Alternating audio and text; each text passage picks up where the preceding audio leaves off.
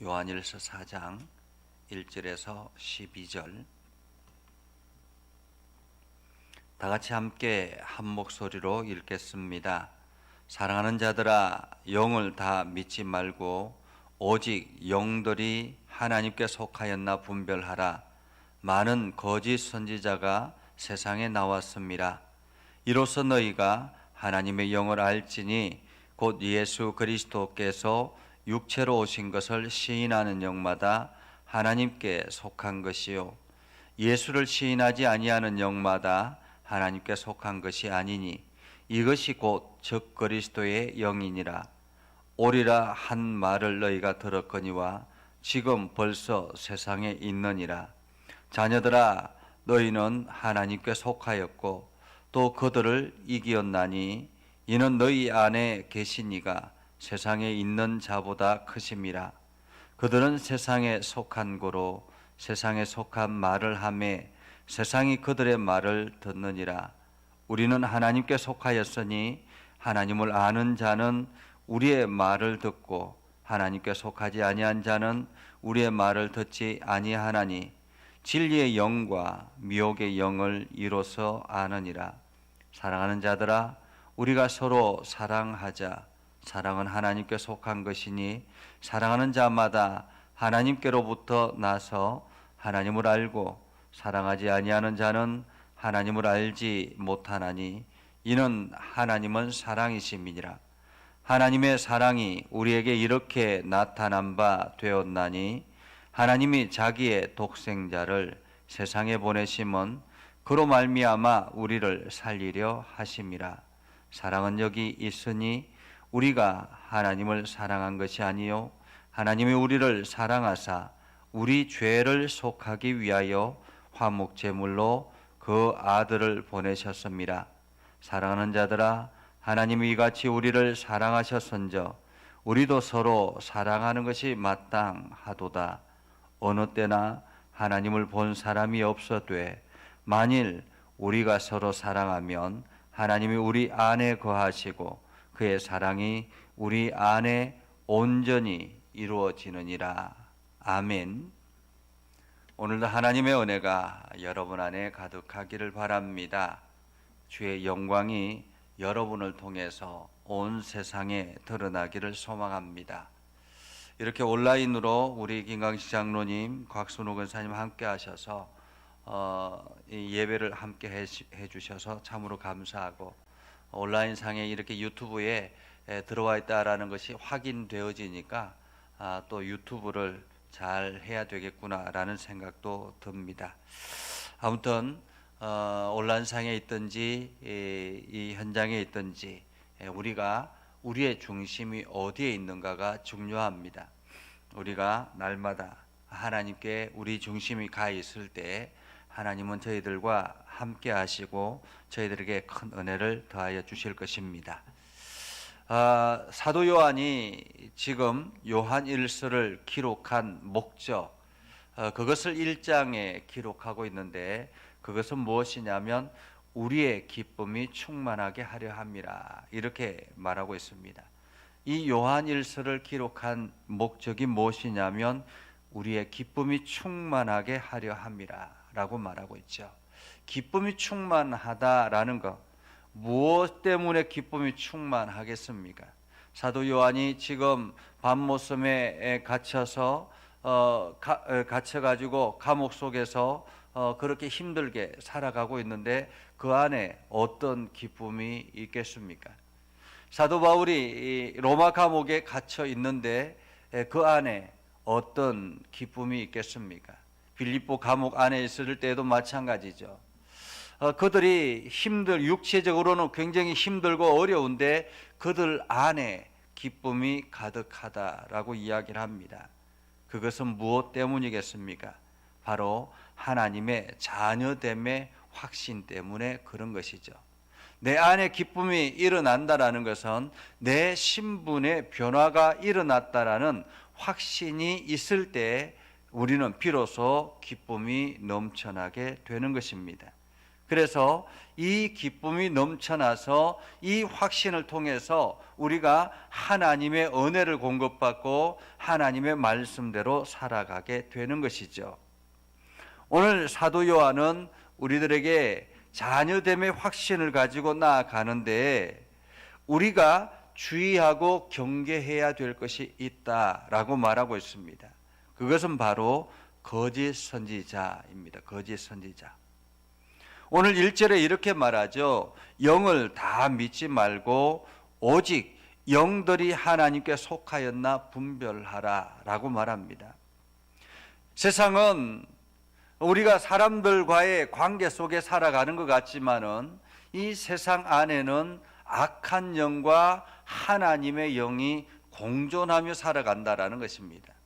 하나님의 영과 악한 영이 공존하며 있기 때문에 우리 인간들 안에 어느 영이 존재하느냐에 따라서 그 사람의 삶의 형태가 다르다라는 것입니다.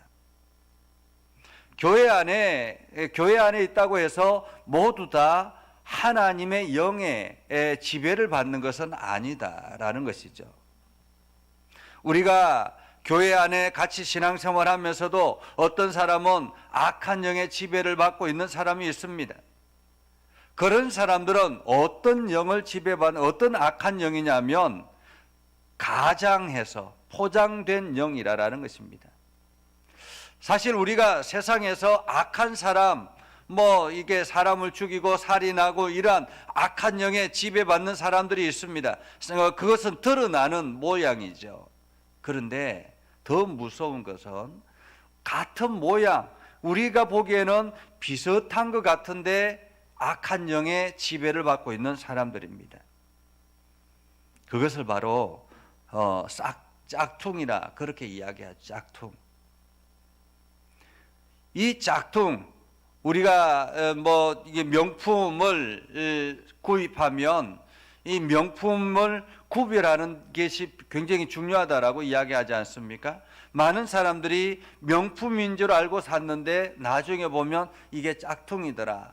사실 짝퉁과 명품은 엄청나게 가격 차이가 있죠.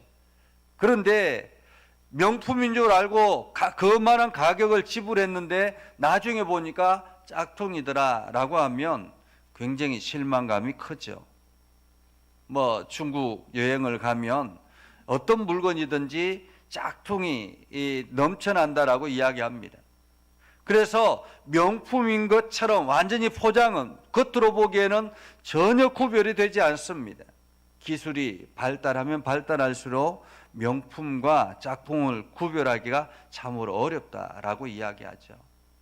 우리가 가짜 돈도 많이 있지 않습니까? 시중에 가끔씩 가짜 돈이 나온다고 하는데 일반인들이 구별하기는 굉장히 어렵다라고 합니다. 그래서 자기도 모르게 그냥 가짜 돈이 내 호주머니 안에 있다가 사용되고 할 수도 있다라는 거죠. 그렇게 돌고 돌아서 내 호주머니 안에 있으면 이것이 구별하지 않으면, 정확하게 분별하지 않으면 이것을 알 수가 없다라고 이야기합니다. 신앙생활 하는 사람들 안에서도 이러한 짝퉁이 있다라는 것입니다. 짝퉁의 영들이, 악한 영들이 마치 그리스도인처럼 가장해서 포장되어서 그렇게 들어와 있기 때문에 우리가 경계하지 아니하면, 분별하지 않으면 알 수가 없다라고 이야기합니다. 사도 요한은 이렇게 말하죠. 많은 거짓 선지자가 세상에 나왔다라고 이야기합니다.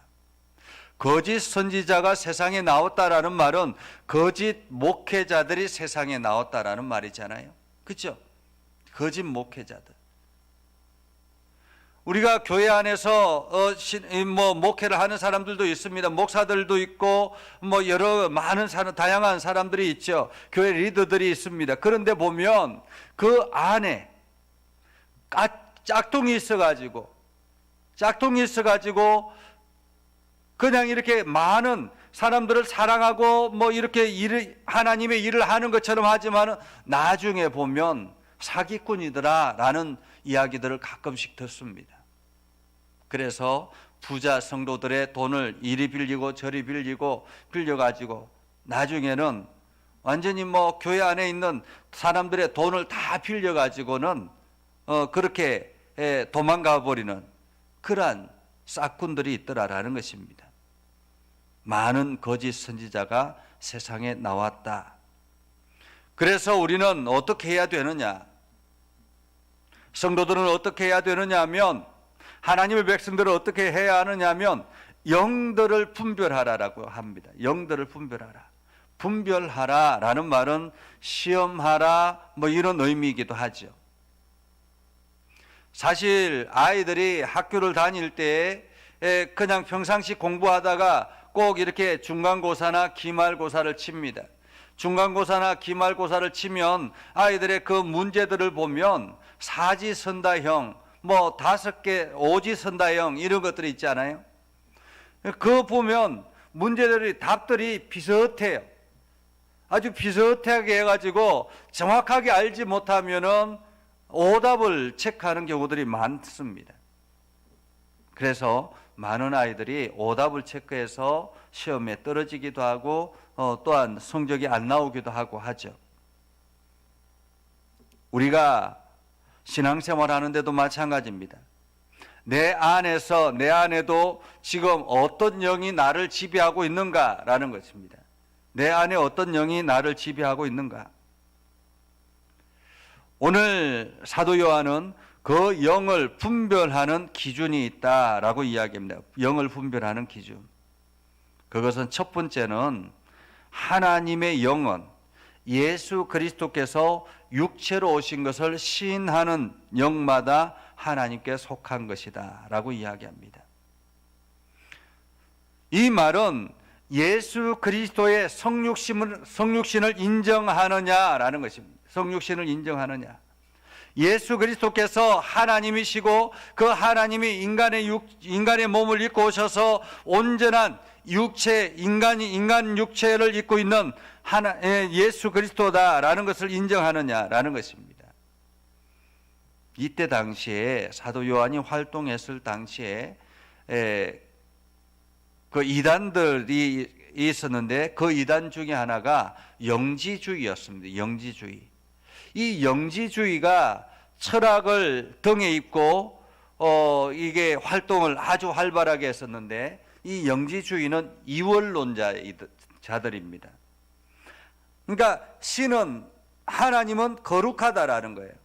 신은 거룩하다라는 거예요. 철학도 마찬가지였습니다. 신은 거룩하고 타락한 인간은 죄악되어 있다라는 것입니다. 거룩한 하나님이 죄악된 타락한 인간에게 들어오는 것은 있을 수 없다라는 거죠. 그래서 예수 그리스도가 온전한 하나님이 온전한 육체를 입고 오셨다라는 것을 인정하지 않는 거예요. 인간은 인간일 뿐이고 신은 신이다. 그래서 예수 그리스도는 어떤 분이냐면 하나님이 잠깐 머릿속에 예수 그리스도라는 머릿속에 들어와 있다가 나중에 다시 이게 빠져나갔다라고 생각을 하는 것입니다. 그래서 잠깐 들어왔다가 나갔다. 그래서 그들의 삶도 마찬가지입니다. 교회 안에 있을 때는 거룩하고 세상으로 나갔을 때는 세상의 육신을 따르는 그러한 이중적인 삶을 살아가고 있었다라는 말이죠. 어느 미국 교회가 술집 건물을 사서 교회를 꾸미게 되었습니다. 그런데 이 술집 사장이 자기가 기르던 앵무새를 교회에 기증을 하고 갔다고 합니다.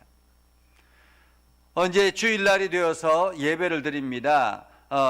먼저는 목사님이 가운을 입고 강단에 올라가니까 앵무새가 새 주인 이렇게 이야기를 했다고 합니다. 그리고 이제 성가대가 가운을 입고 성가대석에 딱 하니까 새로운 팀 이렇게 이야기를 했다고 합니다. 그리고 이제 성도들이 밖에서 이제 한 사람 들어오니까 이 앵무새가 그 손님 이렇게 이야기하더라라는 것입니다. 늘상 그 술집에 들어왔던 이게 손님으로 왔던 분이 이게 성도들이 그 자리에 앉아 있더라라는 말이기도 하죠. 오늘 내 안에 하나님의 영으로 가득 차 있으면 내 삶이 변화되게 되는데, 이 하나님의 영은 어떻게 구별하느냐 하면, 내가 예수 그리스도를 시인하느냐, 예수 그리스도의 성육신을 시인하고 예수 그리스도가 십자가와 부활을 시인하느냐라는 것이죠. 시인하는 영마다 하나님의 영이다. 시인하지 아니하는 것은 곧 적 그리스도다라고 말하고 있습니다.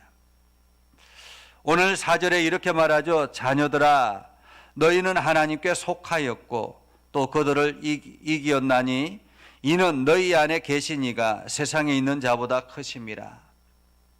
하나님의 속한 자, 하나님의 영의 지배를 받는 자, 하나님의 영에 속하 있는 자, 그 사람들은 세상을 이기게 된다라는 것입니다. 세상의 유혹을 이기고 세상의 여러 가지 것들을 능히 이길 수 있다라는 말이죠.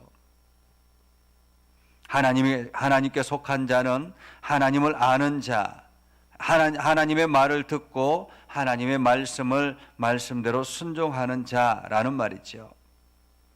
그래서 7절에도 이렇게 이야기합니다. 우리가 서로 사랑하자. 사랑은 하나님께 속한 것이니 사랑하는 자마다 하나님으로부터 나서 하나님을 알고 사랑하지 아니하는 자는 하나님을 알지 못하느니라. 한마디로 하나님께 속한 자, 하나님 안에 있는 자, 예수 그리스도를 시인하는 자는 예수 그리스도의 사랑을 알고 그 사랑 안에서 이웃을 사랑할 수 있게 된다는 것입니다. 그래서 하나님의 영을 분별하는 방법 중에 하나가, 첫 번째는 고백입니다. 예수 그리스도를 믿음으로 고백하는 신앙 고백이 내 안에 있는가라는 거예요. 이 신앙 고백은 그냥 단순히 입술로만 암기하는 신앙 고백이 아니라 내 삶에서 진정으로 고백하는가라는 거죠. 우리가 사도신경으로 매일마다 신앙 고백을 하지만은 이 신앙 고백이 그냥 단순히 주문으로 암기하고 있는 것이라면 문제가 되는 것입니다. 이 신앙 고백 하나하나가 내 삶에 신앙으로 고백되어야 되는 것입니다. 그리고 두 번째가 삶의 결과인 것입니다. 삶의 결과. 삶의 결과는 어떻게 나타난다고 합니까? 사랑으로 나타난다. 사랑으로 표현된다라는 것입니다. 내가 이웃을 사랑하는가? 내가 하나님의 사랑을 가지고 사람들을 사랑하는가라는 거죠.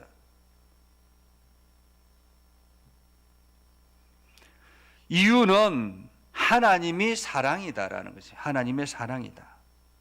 9절에 이렇게 말하죠. 하나님의 사랑이 우리에게 이렇게 나타난 바 되었는데 자기의 독생자를 세상에 보내시고 우리를 살리시고 그리고 우리를 사랑하셨다.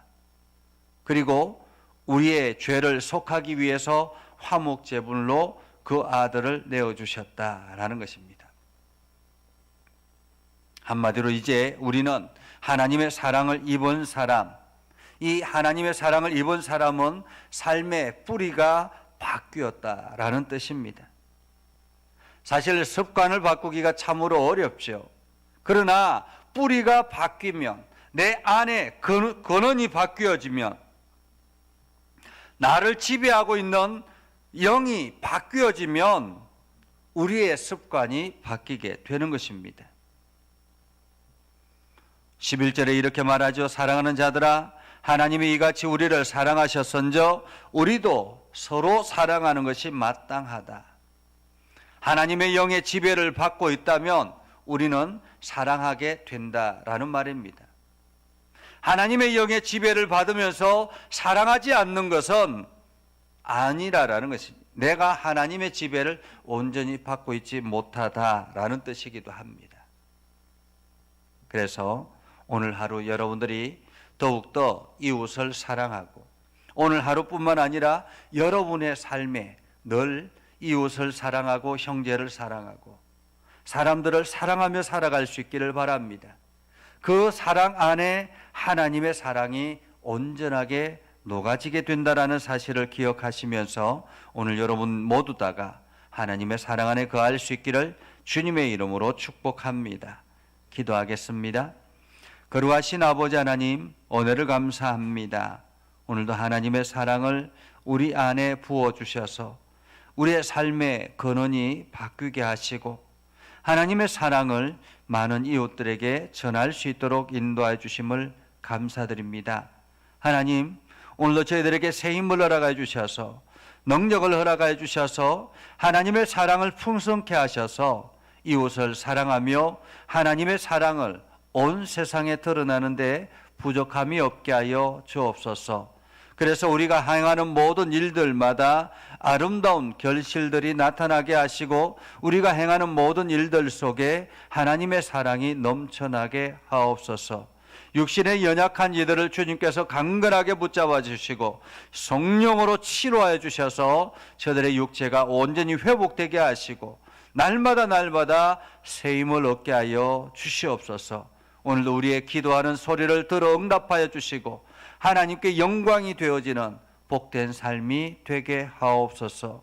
예수님의 이름으로 기도드리옵나이다. 아멘. 이제는 우리 구주 예수 그리스도의 은혜와 하나님 아버지 극진하신 사랑과 성령님의 감화 감동 역사 위로 교통하심의 은혜가 오늘도 하나님의 사랑 안에 거하며 하나님의 영에 이끌려서 온 세상을 사랑하며 살아가는 모든 믿음의 백성들 위해 하는 모든 일들 위해 영원토록 함께 하옵시기를 간절히 축원하옵나이다. 아멘.